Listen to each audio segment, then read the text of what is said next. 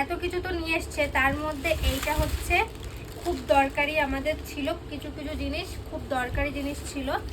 এখানে আছে ঘি, মধু, আরও কী কী আছে এটাতে আমি জানি না, যেটা আমার স্বাদে লাগবে। এগুলো তো ঘি মধুটা পাওয়া যায়, বাট কিছু কিছু জিনিস পাওয়া যায় না এখানে।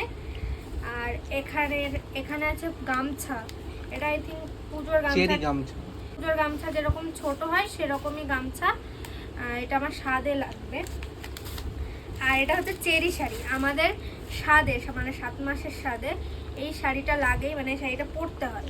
তো এখানে তো এসব শাড়ি পাওয়া যায় না, এই যে লাল পাড় সাদা, তো এইসব শাড়ি তো এখানে পাওয়া যায় না।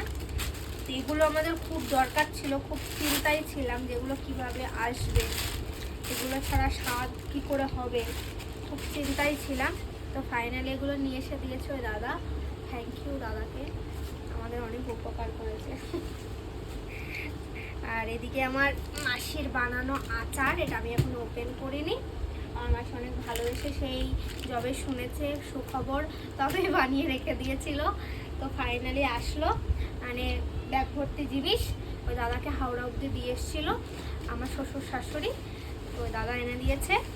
এই যে বড়িও, সেটাও আমার মাসি পাঠিয়েছে। এটা ছাড়া মানে শুক্তো অসম্পূর্ণ, আমি শুক্তো খেতে ভীষণ ভালোবাসি, এখানে তো বড়ি খুব একটা ভালো পাওয়া যায় না, আর প্রত্যেক বছরে বাড়ি গেলে আমরা বড়ি নিয়ে আসি, তো সেটা শেষ হয়ে গেছিলো, তার জন্য আমি না শুক্তো খাচ্ছিলাম না, মনে মনে ঠিক করে নিয়েছিলাম যবে আমার বড়ি আসবে, মানে ডালের বড়ি যবে বাড়ি থেকে আসবে আমার মাসির বানানো বড়ি, তবেই আমি শুক্তো খাবো। ফাইনালি বাড়ি থেকে এসছে এগুলো, এবার আমি শান্তি করে একটু শুক্তো